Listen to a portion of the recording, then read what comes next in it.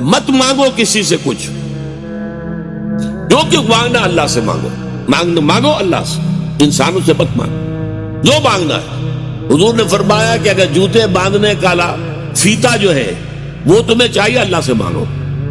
ابھی اللہ کا معاملہ کس ذریعے سے پہنچا دے، کس کے دل میں ڈال دے، کیا شکل پیدا کر دے، انسانوں کے سامنے دستے سوال دراز مت کرو۔ لیکن دوسری طرف اگر کوئی اپنی ہتھیلی آپ کے سامنے کر ہی دے تو اسے ٹھوکر مت مارو۔ اس نے عزت نفس جو ہے اپنی ہتھیلی پر رکھ کر آپ کے سامنے رکھ دی ہے۔ آپ اگر نہیں دینا چاہتے نہ دیں، ٹھیک ہے، لیکن ڈانٹنے کا آپ کو حق نہیں۔ بلکہ یہ بھی آیا ایک حدیث میں کہ تم دو، کچھ نہ کچھ دو، سائل کا ہاتھ خالی نہ لوٹاؤ۔